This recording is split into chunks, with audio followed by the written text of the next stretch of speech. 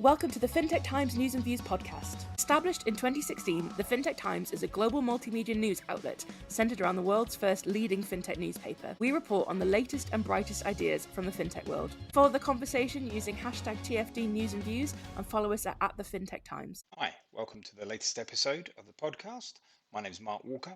I'm the editorial director of the FinTech Times, and I'd like to welcome my guest to the studio. Hello, hi everyone. My name is Nihala Buhattas. I'm the general manager for Ozone API for Middle East and Africa. I'm also the co-chair for the Open Finance Working Group at the MENA FinTech Association. Thank you for having me, Mark. No problems at all. Yeah. So I guess we should probably talk about open finance, given you're the chair of the association and heavily involved in this in the region.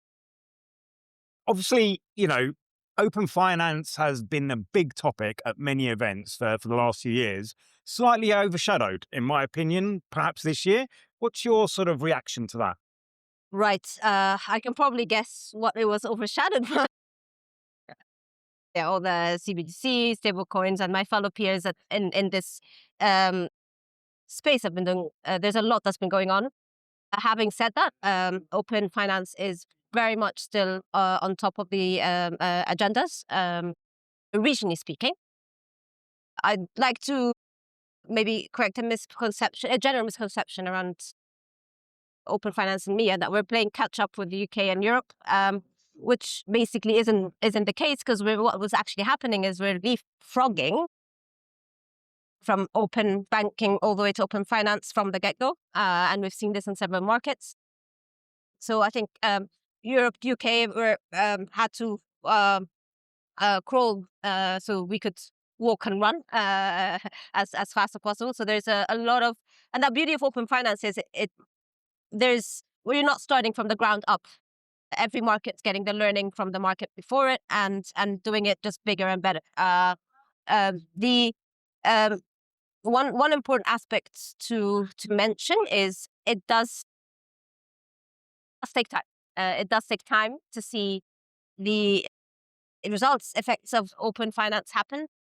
We at Ozone do all of the groundwork.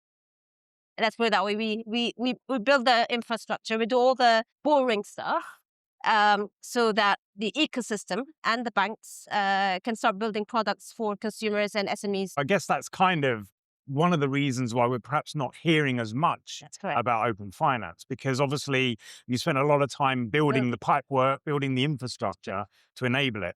So what sort of things are we seeing on the horizon, do you think, that are going to be real decent use cases? One important aspect around what to expect is the way open finance, the programs that were structured in the region or in motion at the moment, is all about inclusion rather than competition. So basically, what you can expect is, if you've got the infrastructure and the pipeline and the common language, right, the standards in place, the banks exposing APIs based on these standards, fintechs no longer having to do point-to-point integration with the banks, because it's a common language in one market where fintechs can connect to.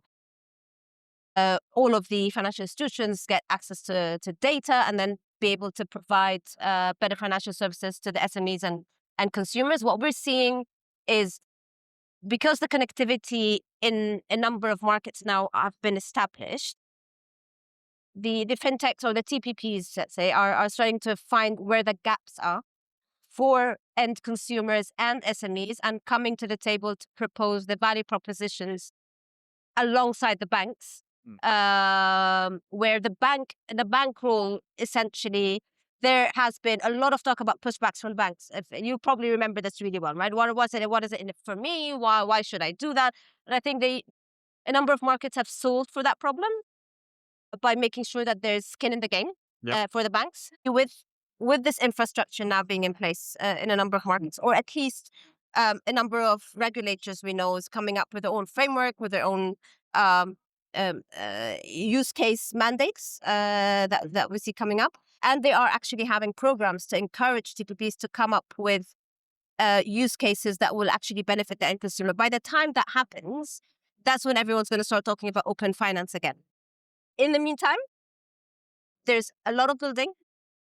We are doing all of the infrastructure work required for TPPs and banks to start testing out these value propositions, helping other markets, emerging markets on the open finance front, come to the table, come up with the right right framework for their markets, the right initial use cases for their markets. So there isn't a one size fit all when it comes to open finance. Every market might do it slightly different, but there are definitely learnings that every market can get from one another. I think that's something that we sort of touched on yesterday, is that, something like, for example, an open banking payment is very, very good in certain situations, but it's not a one size fits all solution. You're not going to throw away a card system completely because of that. Yeah. We talked about things like the region's reliance on checks, and that is currently going through modernization as well. And so open finance, open payments are kind of poised quite nicely to be involved in that sort of transition as well, aren't they? Absolutely. So we've seen one of the use cases that I keep hearing about, for example, is solving the problem for we live in the GCC, we know how it works. The problem for rent payments and checks, for example, to the check book. Open finance solves that problem for account payments, variable current payments. These are the APIs you need to have in place for and data and access to data, so you are able to solve for a problem as such. EPPs are quickly starting to realize that there are a number of use cases that they can start coming to the table and solve for. And until that happens, the end consumer, the SMEs, will not necessarily feel the impact yet. But what we're doing is we're making sure that the infrastructure is done right. The TPPs are not the APIs are in. We've got quality APIs based on standards that are working for these solutions to be start being available in the market. We're calling it open finance now. Obviously, when it started, it was called open banking, and that had a bit of a connotation where everyone thought it was about moving money. Yes. But actually, open finance isn't about moving money at all, is it? It's about access to financial data, or data just on its own, isn't it? So I think that's where perhaps, again, it's been overtaken by a couple of very unique use cases in moving money backwards and forwards. But open finance is here to stay, and it's going to complement those systems going forwards. Yes, 100%. This is where it starts getting even more interesting. We are already seeing, and like I said at the beginning, there's a leap. Some markets are leapfrogging the whole open banking, then open finance route, where they started with open finance from the get-go. I could talk about the UAE, for example. Already seeing insurance use cases come out. We soon enough within the roadmap there'll be stuff around wealth. So once you start seeing the different sectors come through, whether it's the investment companies, the insurance companies, open finance will take precedence, and this is where the real impact can be seen. Because if banking has started modernizing, a lot of the other sectors within the financial ecosystem have not yet done that.